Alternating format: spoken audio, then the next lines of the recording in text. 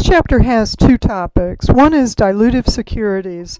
These are securities that the company has already issued which could possibly trigger the issuance of additional shares of common stock. This topic links to the second topic, which is earnings per share.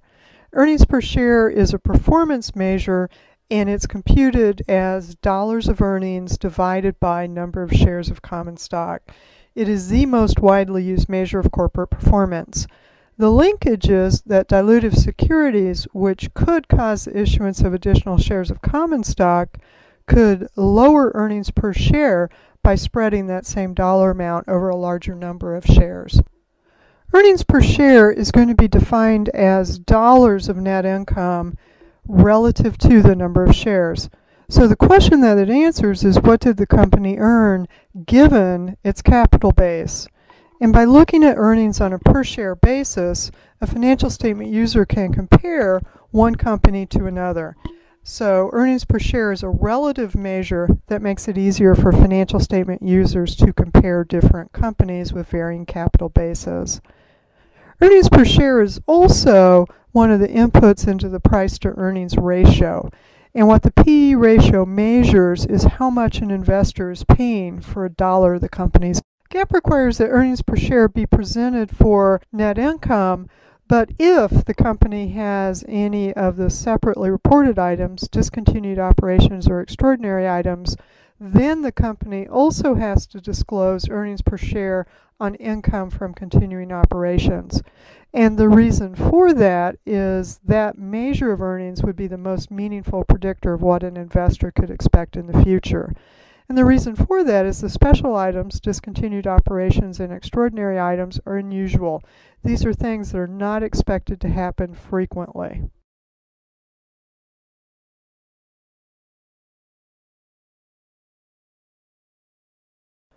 We're going to talk about two estimates of earnings per share. Both estimates are dollars divided by shares. What will differ between the two estimates is what dollars and what shares do we include. And the two estimates will range from the highest to the lowest. Basic earnings per share is always the highest estimate of EPS. It ignores all potential dilution. The lowest estimate of earnings per share is called diluted EPS. And that measure of earnings per share will start with basic EPS and will make adjustments to the dollars available or to the shares because of the impact of potentially dilutive securities. Diluted EPS is a worst case, lowest estimate of EPS, and it's going to include all potential dilution. The type of capital structure that a company has will also affect earnings per share disclosure.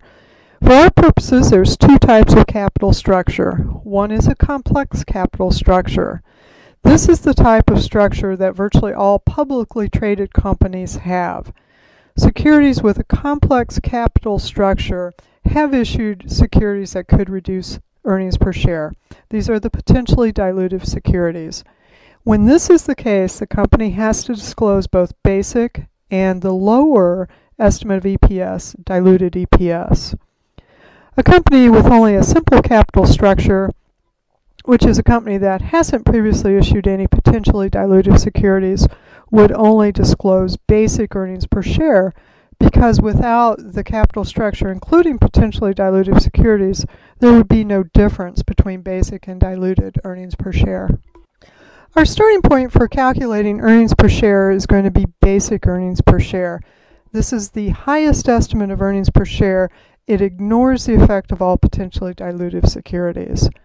Basic earnings per share is equal to income available to common shareholders divided by or relative to the weighted average number of common shares. We'll talk about that number of shares in a moment. For now, income available to common shareholders is net income reduced by some preferred stock dividends. What it represents are dollars that are available to the common shareholder, and this reflects our understanding of common stock as a residual. Those owners have a right to whatever is left over after everybody else is paid. So preferred stock dividends are always deducted if the preferred stock is cumulative. And the reason for that is that the cumulative provision means that those dividends accumulate over time, even if not paid in the current year. For preferred stock that is non-cumulative, the preferred stock dividends are only deducted if they're actually declared. The weighted average number of common shares represents the capital base that management had available to them to generate earnings.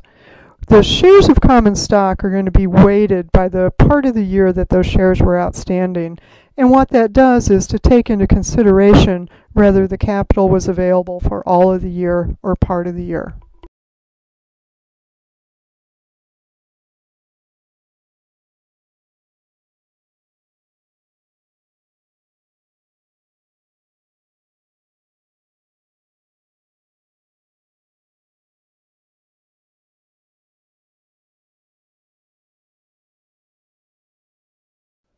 This example illustrates the concept of weighted average shares. In this example, the company begins the year on January 1 with 500,000 shares of common stock that are outstanding. On March 1, the company issues 50,000 new shares of common stock. So the company has issued shares, they have more assets, probably cash, and more claims against those assets. This transaction actually changes total stockholders' equity. It increases it. It provides management with additional shares of common stock that are available to them to generate earnings. After this transaction, the firm has 550,000 shares that are issued and outstanding. Next transaction is on June 1. Here the company declares and issues a 550,000 shares of stock and a 100% stock dividend. This transaction will change the balance of components of stockholders' equity, but not total stockholders' equity. It's going to remain the same. So the company now has 1,100,000 shares of stock that are issued and outstanding. On November 1, the next transaction occurs. The company purchases 40,000 shares of treasury stock. The purchase of treasury stock lowers both sides of the balance sheet. The company has less assets. The cash that they just spent is reduced, and they're going to reduce stockholders' equity with this treasury stock. So after this transaction, the company has 1,060,000 shares of stock that are issued and outstanding at year end. That's the number of shares that would be shown on the balance sheet as issued and outstanding.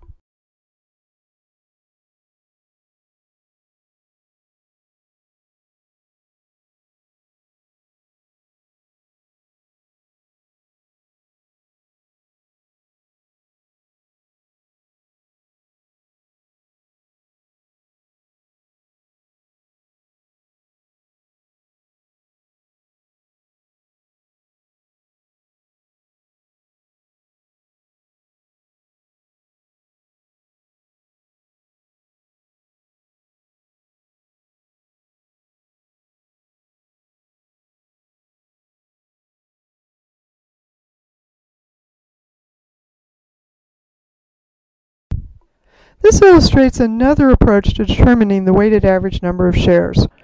First thing to notice here, the approach differs, but notice that the result is the same.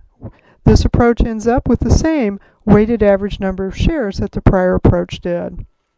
So the starting point, the company starts with 500,000 shares of common stock issued and outstanding. Notice our time multiplier is slightly different. These are the shares that the company had in their capital structure for the months of January and February. So we weight these 500,000 shares by 2 months out of the year, 2 months relative to the 12 months. These shares are again doubled up by the subsequent stock dividend, so we multiply by 2. The shares that the company has in their capital structure after the issuance of the common stock are 550,000, and this is the company's capital structure for the 8 months from March 1 through October 31. So these 550,000 shares are the capital structure for 8 months out of the year, and then again are doubled up by the stock dividend. Final transaction, the purchase of treasury stock. This pulls shares off, lowering the number of shares for 2 months, November and December. So for those 2 months out of the year, that piece adds 176,666. Diluted earnings per share provides a conservative or a lower estimate of earnings per share because it includes the effect of all dilutive securities. Diluted EPS is going to be computed as the numbers that we started with for basic earnings per share, income available to common shareholders, and the weighted average number of shares of common stock. And what we'll do is to adjust or add to both the dollars and the shares additional dollars available to common shareholders due to the dilutive securities and additional shares of common stock that would be due to the dilutive. There are 3 types of potentially dilutive securities. They are categorized based on the nature of the promise made with the security, and they will differ in terms of their treatment for determining diluted earnings per share.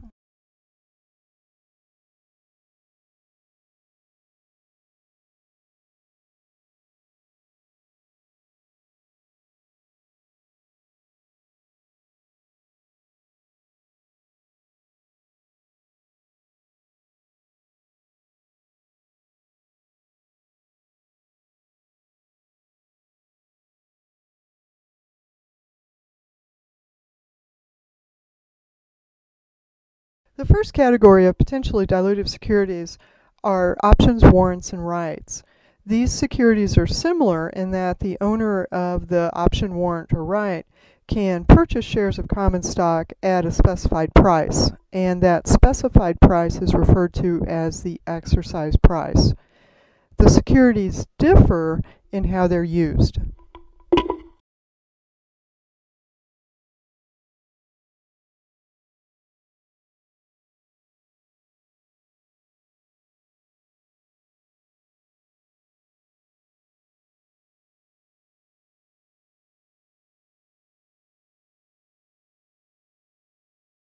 We'll talk about stock options that are used as part of employee compensation.